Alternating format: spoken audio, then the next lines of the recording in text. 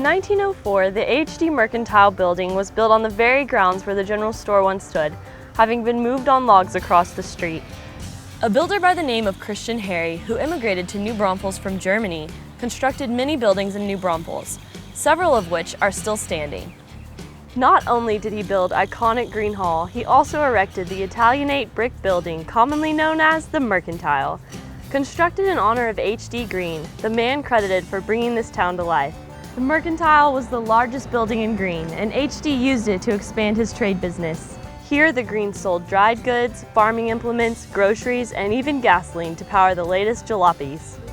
During construction of the Mercantile building, the International and Great Northern Railroad built a freight and passenger depot about a mile west of the community called the Goodwin Depot.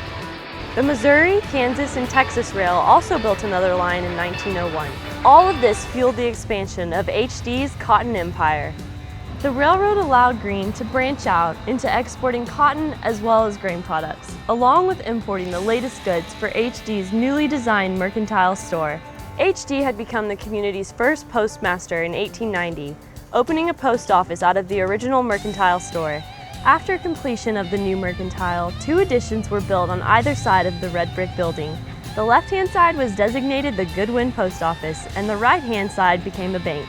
The original vault still stands inside of the building. The bank held many farm mortgages and offered extensive farm financing.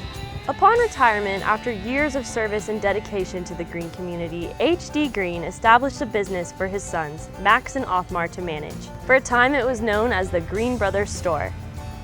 Cotton had always been the backbone of Gruene's economy, and when the boll weevil infestation of 1925 completely wiped out the crops, most farmers were left with no other choice but to pack up and leave. This left the mercantile store with limited business, and thus began the decline of the town. By the start of the Great Depression, the Gruene community was already on its way to becoming a ghost town. Within no time, the decline in cotton production brought a devastating end to the once prosperous railroad system. Within that same year, the mercantile was forced to follow suit. However, the mercantile has been repurposed into a number of businesses over the years. The Gruene Mercantile housed an automobile dealership featuring cars like Veely, Maxwell, and Plymouth, the forgotten cars of a bygone age.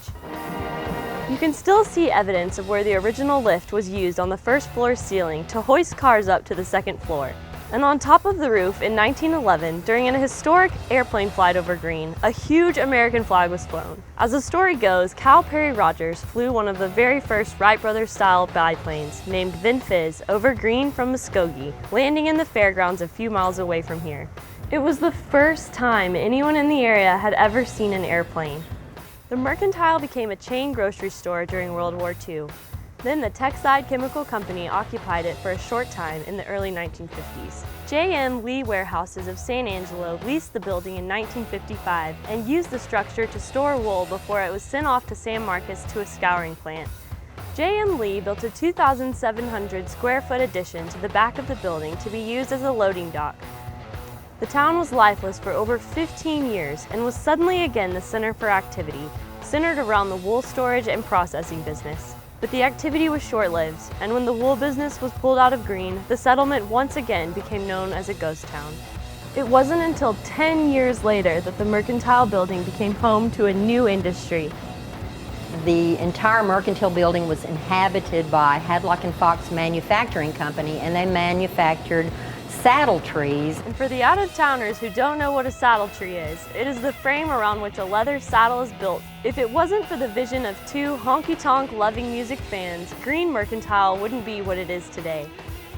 Today, the Mercantile currently houses the Gruene Antique Company, the historic Gruene offices, and Mosey's Bar and Grill. The atmosphere of Mosey's is really pretty fun. It's like a great place to watch what's going on in Gruene because you can be in the air conditioning, but you can look out the windows and see all the people come into the dance hall for the evening or going to the grist mill. And a lot of the artists who play the hall actually eat at Mosey's before their show. And it's a sports bar too, so there's any kind of major sports you want to watch, you can see while you're there. Thanks to Pat Molak and Mary Jane Nally, the H.D Gruene Mercantile building is visited year-round by thousands of people. Although life around the Mercantile has changed throughout the century, this building stands as a pristine picture of the past. And before you step inside, don't forget to clean your boots off with the original built-in boot scrapers.